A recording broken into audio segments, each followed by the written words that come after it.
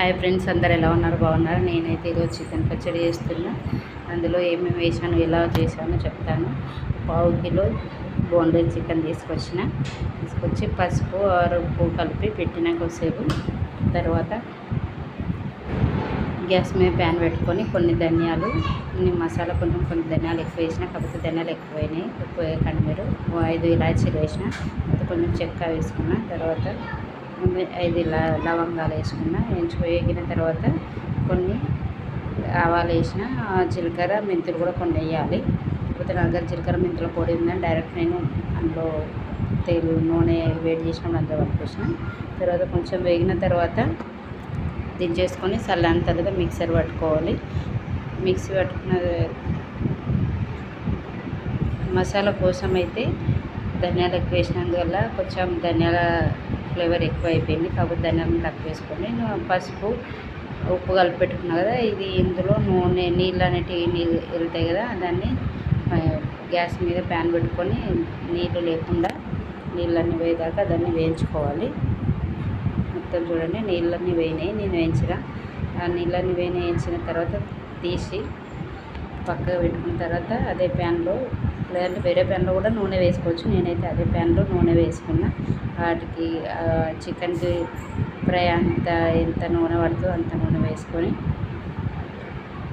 Chicken అయితే fry చేసుకున్నా. నూనె వేడైన తర్వాత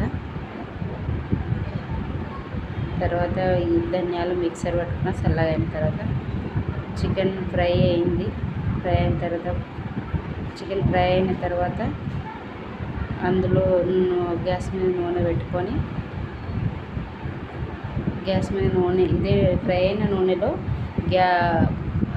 మిర్చి పౌడరు, అల్లం వెల్లుల్లి పేస్ట్ కొత్తది అయితే బాగుంటుంది. అప్పుడు మనం ఆ రోజు చేసుకున్న అయినా 2 రోజులు అయినా అల్లం వెల్లుల్లి పేస్ట్ వేసుకొని మంచిగా ఫ్రై చేసుకోవాలి. చికెన్ అయితే మొత్తం ఇట్లా గట్టిగా అయితే పీసులు అట్లా గట్టిగా అయ్యేటట్టు ఫ్రై చేసుకోవాలి.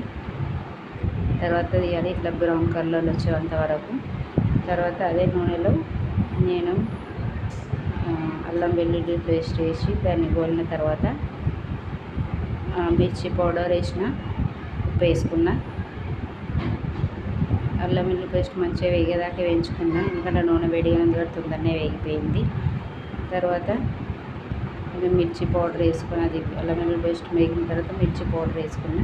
ఇంకా తొందరనే అందులో చికెన్ పిక్కలు వేసేయాలి. ఎందుకు చెప్పాలా, సారీ, అల్లం వెల్లుల్లి పేస్ట్ వేగిన తర్వాత మిర్చి పౌడర్ ఈ చికెన్ వేయాలి. చికెన్ వేసిన తర్వాత మనం మిక్సీ పట్టుకున్న ధనియాల పౌడర్ ఉంది, అది వేసేయాలి. అది వేసిన తర్వాత లాస్ట్లో మిర్చి పౌడరు, నమ్మకు ఉప్పు వేసుకోవాలి. ఎందుకంటే మిర్చి పౌడర్ తొందరగా కర్రగా అవుతుంది.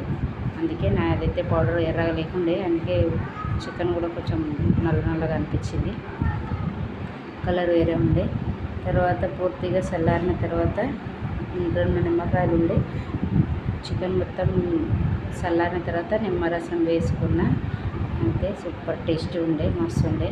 అట్లాగనే కొంచెం మాట్లాడడానికి కూడా తడబడవుతుంది, ఎందుకంటే ఏ మాట్లాడడం నాకే అర్థమవుతుంది. Okay, thank you.